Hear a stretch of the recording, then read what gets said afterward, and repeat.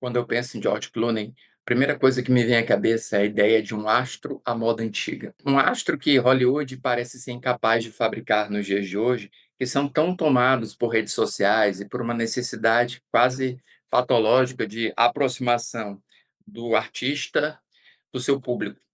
O George Clooney carrega consigo uma espécie de aura, uma espécie de mítica que nos leva a pensar nos grandes astros do passado, casos do Clark Gable, do Humphrey Bogart, ou mesmo do Marcello Mastroianni, que é o que Jay Kelly me fez pensar. E é importante que Jay Kelly confunda-se com a figura do seu intérprete, porque além de proporcionar ao espectador um atalho para os seus conflitos, para os seus dramas, para os seus relacionamentos, também nos ajuda a enxergar como estar diante de alguém tão diferente de si pode disparar um conflito existencial em um período no qual ele está recebendo uma homenagem de um festival na Toscana. Jay Kelly é obrigado a olhar para trás, é obrigado a confrontar o que precisou deixar de lado para construir a carreira que tem, o que precisou negligenciar em termos do seu relacionamento com as suas filhas, com as suas esposas ou com aquelas pessoas através das quais relaciona-se com o mundo do entretenimento ou protege-se deste mundo para que pudesse se tornar o astro que ele é hoje, para que pudesse se tornar a pessoa que emociona quem está do lado de cá da tela de cinema. E isso acontece quando ele reencontra um amigo há mais de 35 anos afastado, quando ele ainda era um rapaz, ou eles eram rapazes, em Los Angeles, com aquele famoso sonho de se tornar uma estrela de Hollywood, aquele sonho de se tornar o próximo Marlon Brando, o próximo James Dean. Os dois têm estilos de atuação muito diferentes, enquanto este, que é interpretado pelo Billy Crudup, tem uma ideia de atuação do método no qual as emoções pessoais confundem-se ou são costuradas com as emoções dos personagens, para que as ações, para que os dramas, para que os conflitos pareçam mais reais, pareçam mais envolventes do que de fato seriam. O Jay Kelly tem uma técnica de atuação que é muito mais deixar-se apresentar para nós. É uma técnica e não é errada, e não há uma melhor do que a outra, mas uma através da qual personagem e ator confundem-se. Personagem e ator parecem ser não a mesma pessoa, mas variações de uma mesma pessoa, realidades possíveis daquela mesma pessoa. Porque o mais difícil que Jay Kelly nos mostra é olhar para dentro. Olhar para a pessoa que somos e descobrir quem nós somos. E aí o personagem atravessa toda essa narrativa que compreende uma viagem de Los Angeles em direção à Toscana, na Itália, para que esse personagem entre em contato de volta com seus sentimentos que estão enterrados no seu passado. Ele está fugindo, sobretudo da publicidade negativa que vai ser gerada desse encontro com o seu amigo, mas especialmente de um novo papel. E ao fugir disto, ele vai em direção a si.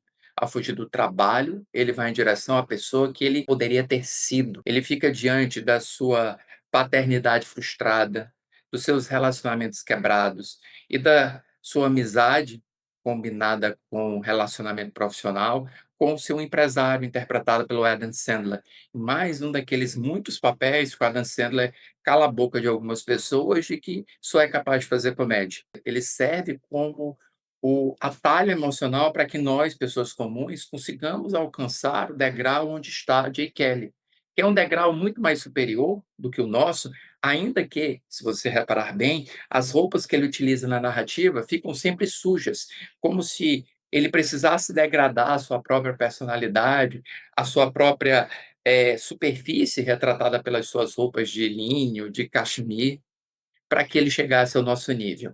Então a roupa branca, né, o terno branco fica todo imundo. Uma roupa listrada azul fica imunda quando ele precisa perseguir uma pessoa que furtou a bolsa de uma outra pessoa. E essas tentativas da narrativa de derrubar ou de trazer esse homem para o nosso mundo, quando fomos nós que o colocamos no degrau de mítico, no degrau mais alto dentro da lógica do cinema, eles constroem uma relação interessante. Uma relação de um homem que foge do mito, ou seja, foge da imagem que vê no cinema, ou foge do grande cartaz que parece muito maior do que ele é, ou seja, a ideia dele é muito maior do que o homem que ele é. Ele foge desse mito para encontrar a humanidade que ele deixou para trás, ou que ele precisou negligenciar a fim de que construísse uma carreira em Hollywood da forma como ele construiu. A direção do Noah Baumbach, do História de um Casamento, ela bebe muito do 8,5 do Fellini, não necessariamente no retrato de uma crise criativa, mas no retrato de um homem obrigado a encarar o seu passado, obrigado a encarar o homem que ele é. E aí a gente tem cenas, né, que vão utilizar uma câmera sem cortes, e nós vemos muita gente dentro da mesma imagem, quase como Fellini, que mostrava os lamentos de Guido Anselmi, interpretado justamente pelo Marcello Mastroianni, caminhando enquanto diversas pessoas daquele meio, diversas pessoas daquele grupo ficavam palpitando no ouvido dele, ou ficavam trazendo algumas informações, e enquanto ele olhava para o passado, e nós enxergávamos, na verdade, as suas memórias, nós enxergávamos o que ele deixou para trás. Aqui a gente tem uma estética que remete ao 8,5, mas não apenas ao 8,5, remete também a alguns clássicos do cinema italiano, como, por exemplo, Cinema Paradiso. E eu não vou nem entrar no detalhe aqui para dizer como remete a Cinema Paradiso, que eu estaria sendo injusto com vocês.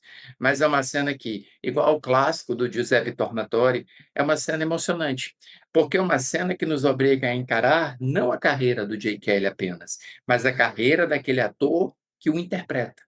Porque George Clooney, ele pode não ter problemas familiares, ele pode não ter relacionamentos difíceis com suas filhas, isso é tudo do filme. Mas se há alguma coisa que J. Kelly traz do George Clooney, além da sua aparência, é a ideia de um mito que foi construído. De um mito que foi construído e endeusado e idolatrado por pessoas como Ron ou outras pessoas ao seu redor.